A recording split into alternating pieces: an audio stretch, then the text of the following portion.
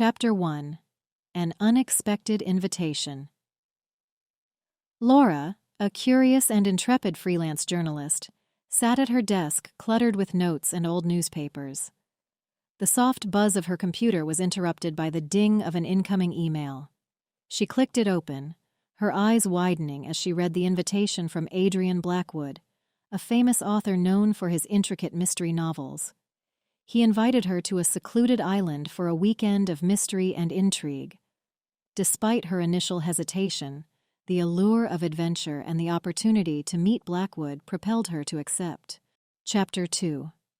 Arrival and Unease.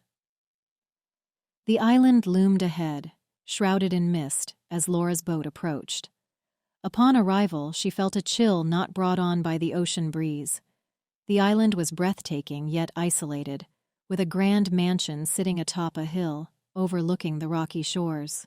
The guests, a mix of Blackwood's ardent fans and curious minds like hers, greeted her with polite smiles. Yet the air was thick with an inexplicable tension. Laura's instincts told her this weekend would be more than she bargained for. Upon meeting Adrian Blackwood, Laura tried to express her admiration while feeling out of place. Laura: Mr. Blackwood, it's an honor to meet you. Your books have always captivated me. Adrian Blackwood: Thank you, Laura. I'm glad you could join us. This weekend will be an unforgettable experience. Laura, thinking to herself, unforgettable. Why does that word make me feel uneasy?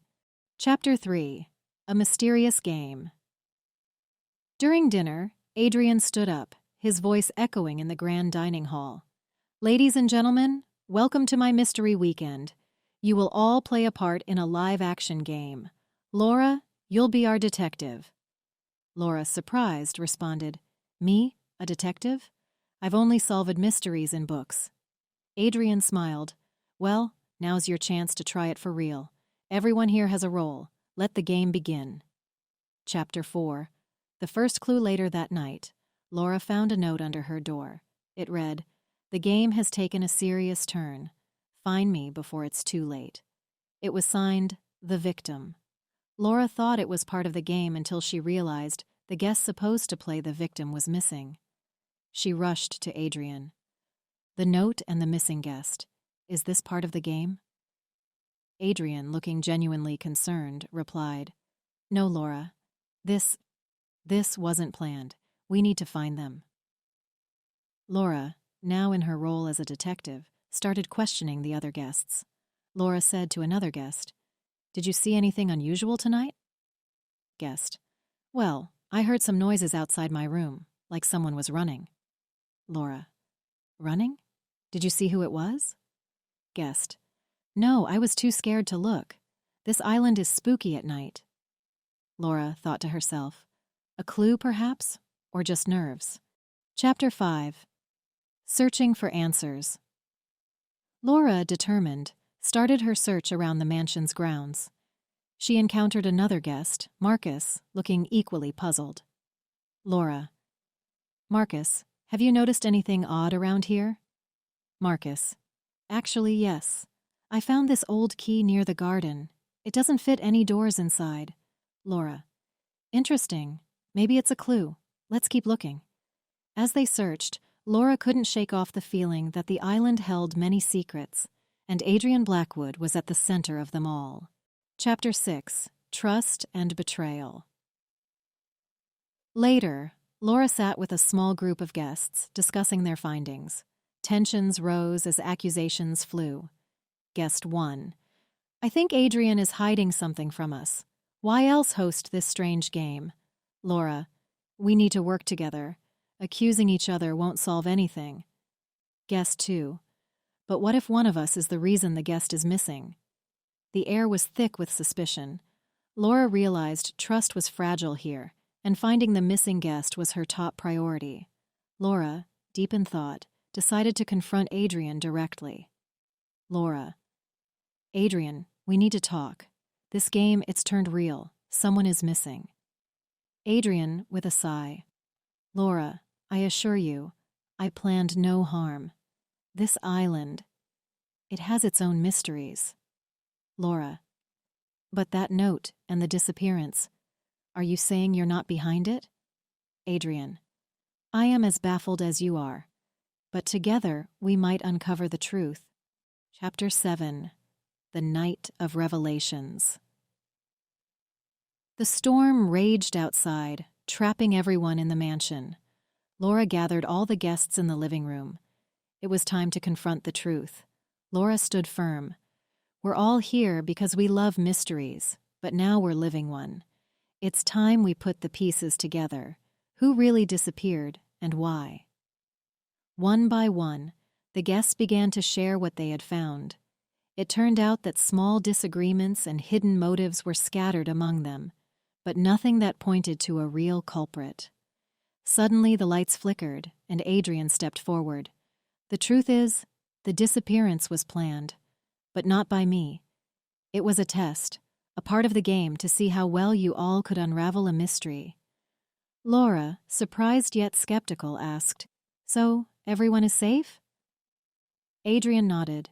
Yes, everyone is safe, but someone among us took the game too far, scaring us all. Chapter 8. The Mastermind.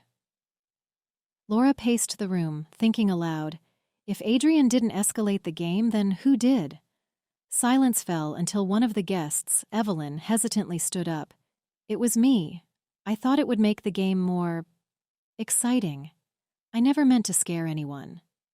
Laura, though relieved, realized the importance of transparency. It's okay to want more excitement, but we must trust each other, especially in situations like these.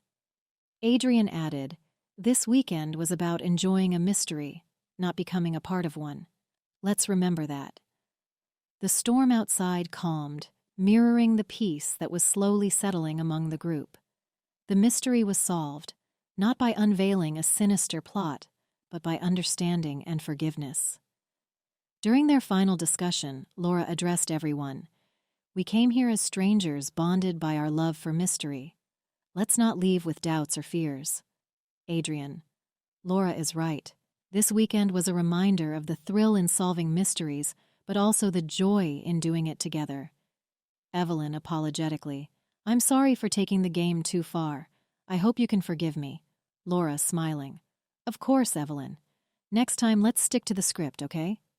Laughter filled the room, dispelling the last shadows of suspicion. They had started the weekend as fans of Adrian Blackwood's mysteries, but they were leaving as friends who had shared an unforgettable adventure. Chapter 9. Resolutions and Departures. The morning sun broke through the clouds, signaling a fresh start. Laura and the guests gathered outside, ready to depart from the island. Adrian Blackwood joined them, his expression one of gratitude and relief. Laura. This weekend was more than I ever expected. I came here for a story, but I'm leaving with so much more. Adrian. I'm glad to hear that, Laura. You've all shown great spirit and camaraderie, turning a game into a lesson of trust and friendship. One of the guests, Tom, chimed in. I'll never forget this experience. It's one thing to read about mysteries, and another to live through one. Laura. Before we leave, let's promise to stay in touch. Who knows? Maybe our next adventure is just around the corner. They all agreed, exchanging contact information and warm goodbyes. As the boat arrived to take them back to the mainland, Laura felt a sense of accomplishment. She had not only solved the mystery, but had also found new friends. Chapter 10. A New Story. Back on the mainland, Laura sat at her desk, her fingers poised over the keyboard. The events of the weekend played in her mind like a movie, each moment a scene waiting to be written. Laura. This weekend wasn't just about solving a mystery. It was about understanding people and looking beyond the surface. She began to type, her words flowing easily. Laura decided to write not just about the game and its unexpected turn, but also about the people she met and the bonds they formed. Laura. In the end, it wasn't the mystery that was the most thrilling part of the weekend. It was the laughter, the shared fears, and the collective joy of discovery. Finishing her article, Laura leaned back in her chair, satisfied. She had come full circle, from seeking a story to becoming a part of one. Now, her experience would be shared with others, inviting them into the world of mystery and the warmth of newfound friendships. As they prepared to leave, Laura said to Adrian, "Thank you for this incredible experience. It was more than I could have hoped for." Adrian, "Thank you, Laura. Your keen eye and open heart helped make this weekend memorable for everyone." Laura said to the group, "I'm writing about our adventure. I want everyone to know that the real mystery was the friends we made along the way." Everyone laughed, agreeing that this was one story they were eager to share. The end of Laura's article echoed her sentiment. "On a secluded island, I discovered that every mystery has layers, not just of clues and secrets, but of human connections and stories waiting to be told." Laura's story was published, capturing the essence of their unique weekend. It was a reminder that sometimes the best stories are those lived, not just read. The story, Mystery Island, the Game of Secrets and Guests, is tailored to the A2 English level. This level is characterized by the ability to understand sentences and frequently used expressions related to areas of most immediate relevance, e.g., basic personal and family information, shopping, local geography, employment. Here are examples and rationale for the A2 level in this story. 1. Simple present tense for descriptions and actions. Throughout the story, simple present tense is predominantly used, which is suitable for A2 learners. For example, Laura receives an invitation, Adrian announces the game, and Evelyn stood up.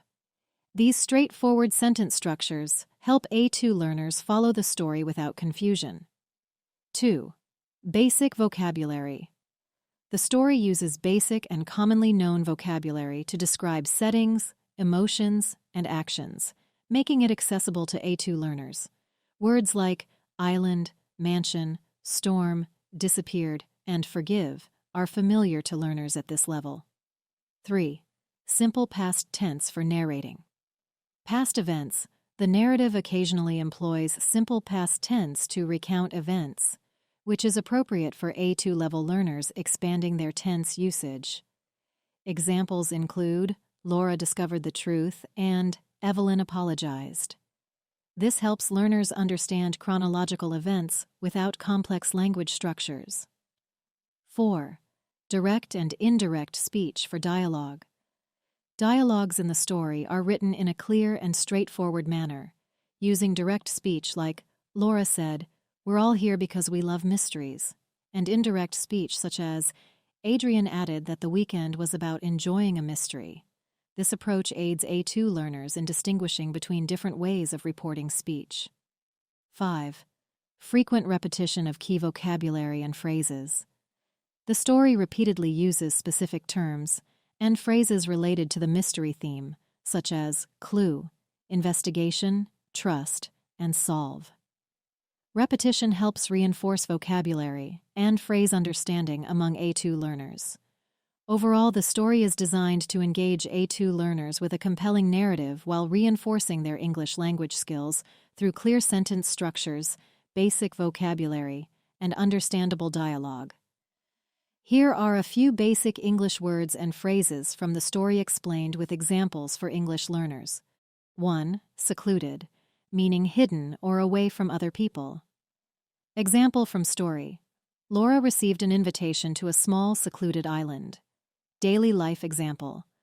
I found a secluded spot in the park to read my book. 2. Intrigue, a situation full of interest because it involves secret information or actions. Example from story. The invitation promised a weekend full of mystery and intrigue. Daily life example. The detective novel was full of intrigue and suspense. 3.